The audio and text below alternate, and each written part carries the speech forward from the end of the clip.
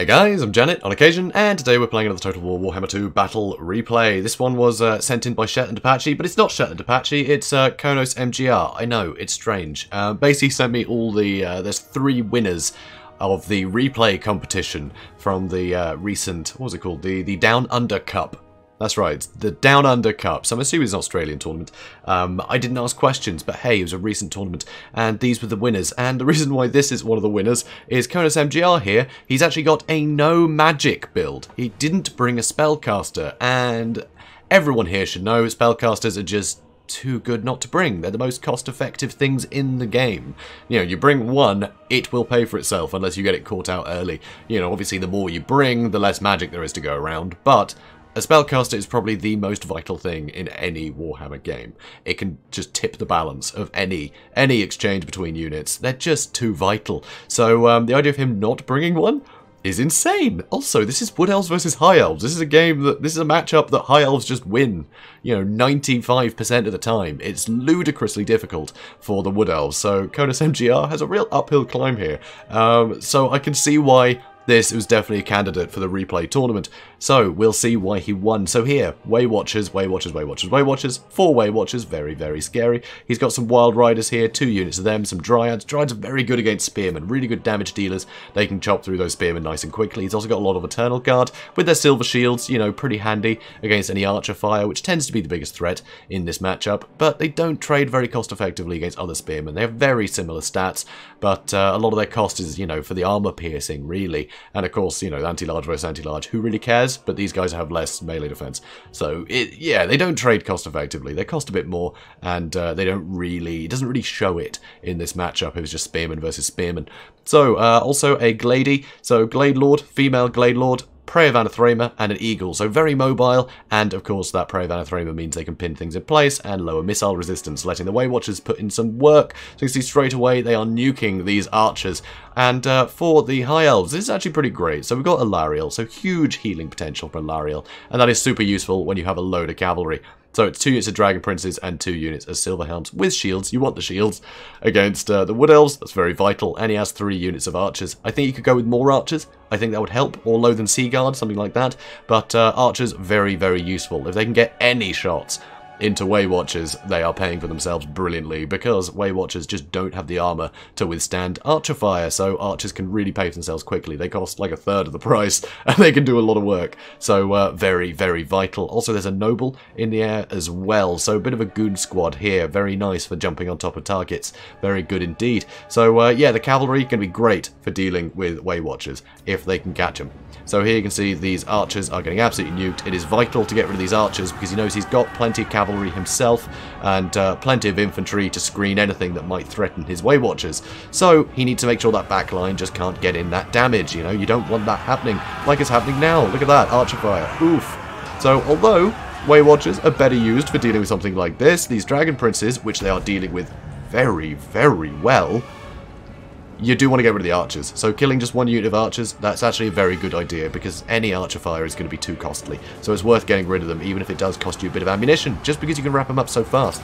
So here now, Wild Riders, I mean the Spearmen keep not being braced, so them getting charged is doing a lot of work.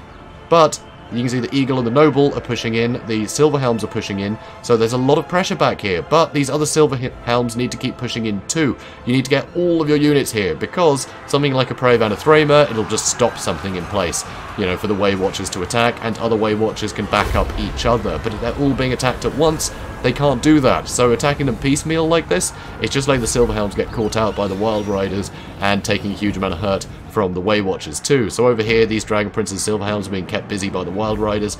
The Spearmen are being kept busy too. It's not ideal for the Wild Riders, but it is keeping this stuff busy while the backline can reform and, you know, start getting some order back.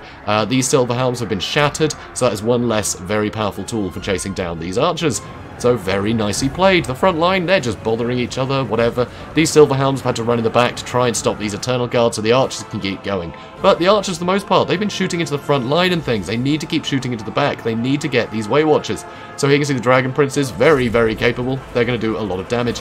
Here you saw a Star of Avalon, but unfortunately the Noble had broken already. There's just too much damage potential from these Way Watchers helping out the Glade Lord. But the Glade Lord is in a lot of trouble herself. She has taken a lot of punishment throughout this battle to the noble and Alariel. So that's pretty painful. But the noble's gone. He's shattered. He's off. And here, Dragon Prince is just doing a wonderful job chasing these guys down, and with now the pressure of Alariel chasing this Glade Lord, who is very injured, not a match for her right now, it's very difficult to know what to shoot at, and that's why you want to get a lot of pressure on the back line, because these two units can't really help out these two units. They're being bogged down by the cavalry. You know, they're having to try and help out the Glade Lord here.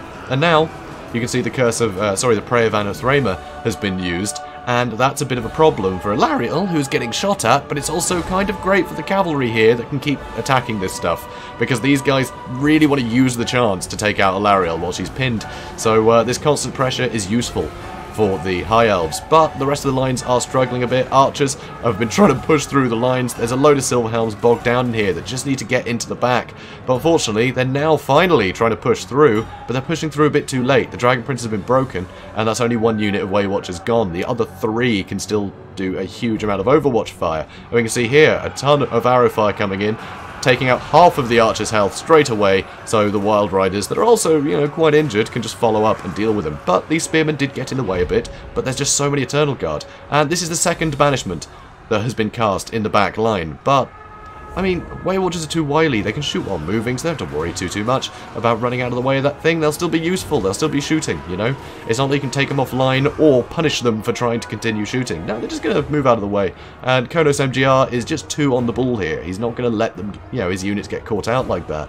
So all of this front line is in disarray. I mean, some of the spearmen are kind of winning, but there's just so much stuff blobbed up here. The only thing still fighting in here is the archers, and they're not going to last long against this kind of, this kind of attack. You know, the Dryads pushing in. Dryads actually doing a pretty good job. Not a huge amount of kills, but they're doing alright. At this point, with it basically just being Alariel versus the world, nothing left to punish the Waywatchers. He calls it a day. And so that is a no magic win from Konosmgr. You can see why this was one of the candidates, right? You can see why this was one of the winners for this replay competition, because you do not expect a faction with no magic to win. I mean, it's just insane. I mean, of course, there is a huge amount of utility from the Glade Lord just with the Prayer of Anathrema. I mean, that is very much like, you know, a net of Amantok plus missile resist debuffs. You know, it's pretty vital. It's pretty great. You know, still a lot of utility there, but still no spellcasters. I mean, just having a life mage or something to heal up the Wild Riders, they could have got more work done. You know, they could have survived those fights. They were pretty much sacrificed, you know, into, charging into the Dragon Princes and the Silverhelms with the Spearmen nearby. They were just having to sit there and take the damage. You know, any spells there could have helped. It could have helped them get out of that more, you know, cost effectively. But no magic. Unbelievable.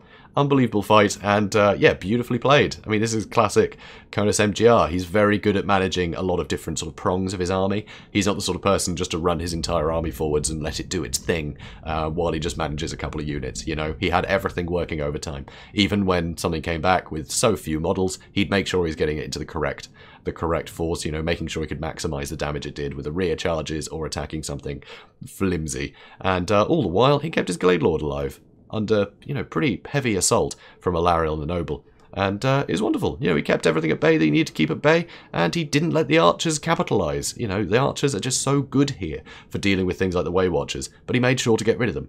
And often I will say, you know, when we're talking about Waywatchers, don't shoot something cheap. It's a terrible idea. It's a waste of ammunition.